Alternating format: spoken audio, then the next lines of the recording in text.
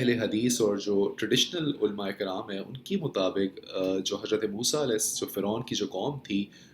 جس نے اللہ کے آگے سجدہ کیا تھا وہ اس لیے کیا تھا کیونکہ وہ حضرت موسیٰ علیہ الصلوۃ والسلام کے جادو سے بڑا امپریس ہو گئے تھے۔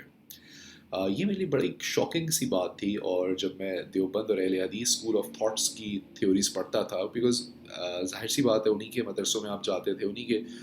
مساجد میں جاتے تھے، جمعے کا خطبہ انہی سے سنتے تھے، تو کٹ شارٹ میں انہی کے ان سے جو سٹوریز سنتا تھا اس سٹوریز کے مطابق یہی تھا کہ وہ جو فرعون کی جو قوم تھی وہ اتنی امپریس ہو گئی وہ اس جادو سے کہ وہ اس کے آگے سجدہ کر لیا۔ بیفور آئی جب غلام پرویز صاحب کو پڑھنا نہیں شروع کیا تھا، میرے ذہن میں اتنے اشکال تھے، میں جب اٹھتے بیٹھتے مجھے یہ اشکال آتے تھے کہ یہ کیسے ہو سکتا ہے، کیا اس کی پاسبلٹی ہے، کیا اس میں لاجک ہے۔ لیکن جب آپ سچائی کی طرف جانے لگتے تھے غلام پرویز صاحب کے بارے میں، تو آپ کو جاوید احمد غامدی صاحب کی ویڈیوز اور پتہ نہیں کتنے لوگوں کی ویڈیوز ملتی تھی کہ اس کو عربک نہیں آتی، یہ نہیں آتی، وہ نہیں آتی، بیڑا غرق کر دیا اس نے، وہ کر دیا۔ To be very honest, Parvez صاحب نے جو انٹرپریٹیشنس قرآن کی ہیں they are amazing, they are mind blowing. حضرت موسیٰ علیہ الصلوۃ والسلام کی جو انٹرپریٹیشن تھی آؤٹ اسٹینڈنگ انٹرپریٹیشنز میں سے ایک تھی۔ بیسکلی حضرت موسیٰ علیہ الصلوۃ والسلام جب فرعون کی طرف گئے تھے تو فرعون ایک بادشاہت کا دعویٰ لے کر بیٹھا ہوا تھا۔ وہ ایک فرعونیت جو وہ بادشاہ تھا اس کا مقصد یہ تھا، جو کہ آج کل کے بادشاہوں کا وہ یہی ہے کہ حاکمیت میری ہے، میں جس کو چاہے رزق دوں، میں جس کو چاہے اسے رزق چھین لوں، حاکمیت میری ہے، تم لوگوں نے جو کرنا ہے کرو، تم لوگوں نے نمازیں پڑھنی ہیں پڑھو، تم لوگوں نے جتنی عبادتیں کرنی ہیں کرو، جو کچھ تم نے کرنا ہے کرو، بلکہ اس سے زیادہ کرو، بلکہ میں کہتا ہوں اس سے ایک سٹیپ، 3 سٹیپ آگے چلے جاؤ۔ بٹ یہ جو حاکمیت ہے، جو حکومت ہے، جو میری پارلیمنٹ ہے، اس میں جو فیصلہ میں کروں گا وہی نافذ العمل ہوگا۔ As per the Deoband school of thought, جو کہ اہل حدیث اسکول آف تھاٹ ہے، یہ جو فرعون تھا، فرعون نے جادوگر بلائے تھے، ساحر جس کو آپ لوگ کہتے ہیں۔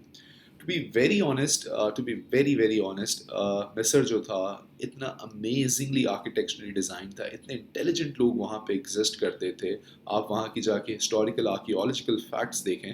اٹس جو یہ بیان کرتے ہیں story, this is totally an impossible thing کہ موسیٰ حضرت فرعون نے جادوگر بلائے ہوں گے، جادوگر بلائے تھے، اس نے ایک سانپ کا ایک وہ دکھایا، ایک نمونہ دکھایا، اور کیا کہتے ہیں، اور جو سیکنڈ والے تھے اس نے ایک اور نمونہ دکھایا، حضرت موسیٰ علیہ الصلوۃ والسلام نے اس کا ایک توڑ کیا اور پھر وہ سارے کے سارے کھا گئے۔ تو واٹ آئی ہیو لرنڈ، اور واٹ جو میں نے اپنے پرویز صاحب سے سیکھا، وہ بیسکلی کنکلوژن یہ تھا کہ موسیٰ، آپ عربک جا کے ڈکشنری جا کے دیکھیں، اس کو جا کے کھولیں، یو ایبسلیوٹلی انڈرسٹینڈ کہ یہ ہو کیا رہا ہے۔ تو حضرت موسیٰ علیہ الصلوۃ والسلام جب گئے فرعون کے پاس، تو فرعون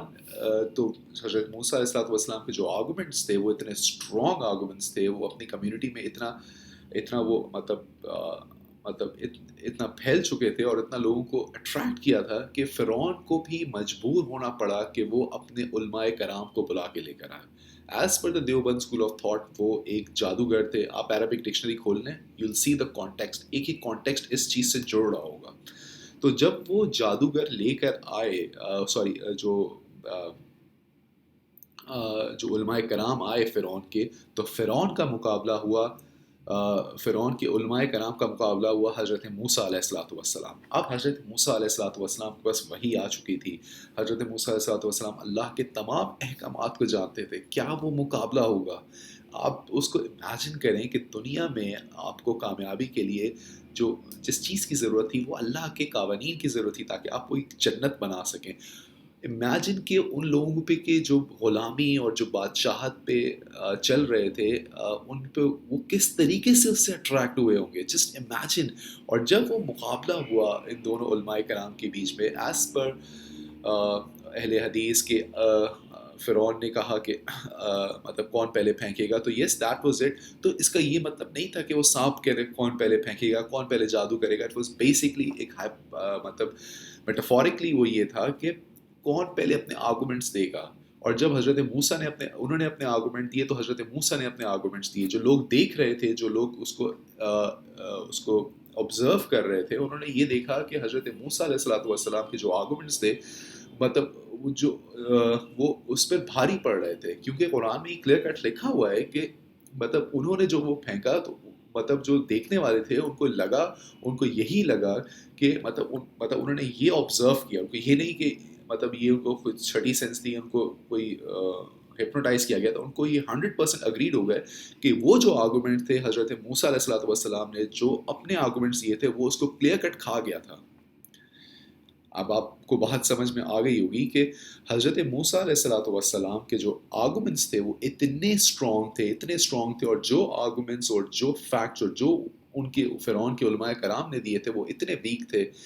ویک تھے کہ وہ حضرت موسیٰ علیہ الصلوۃ والسلام کے آرگومنٹ کے سامنے نہیں ٹک پائے تھے، اور حضرت موسیٰ علیہ الصلوۃ والسلام کے آرگومنٹس ان کے آرگومنٹس کو ٹیک اوور کر گئے تھے۔ بیسک سا فیکٹ تھا۔ آپ امیجن کریں اتنی مشہور قوم، مصر کی جو قوم، اتنے پڑھے لکھے لوگ، اتنے آؤٹ اسٹینڈنگ محنت کرنے والے لوگ،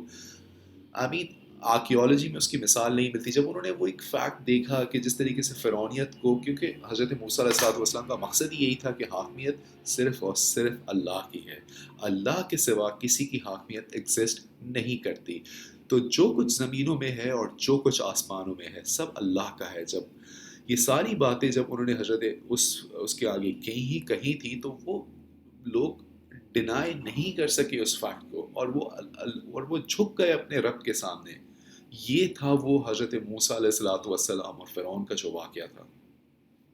قرآن نے اس کو بڑا ہی کلیئر کٹ اور کھل کے فرمایا ہے کہ دیکھیں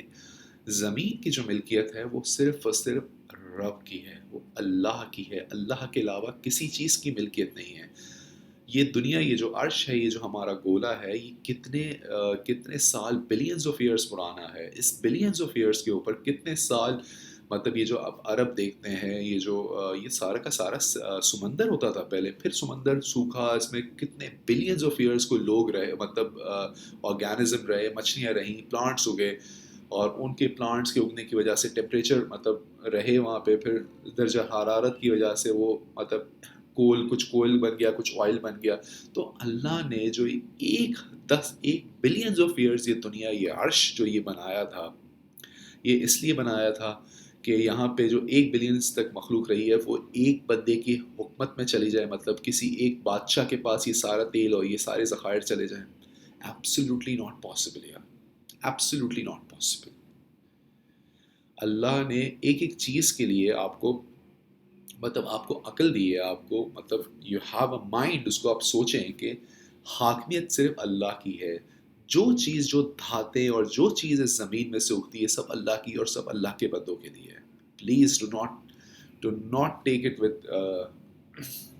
کمیونزم اور اس طرح کی چیزوں میں مت جائیں۔ آپ لوگ آپ کو بیوقوف بنائیں گے۔ You have to read Parvez صاحب۔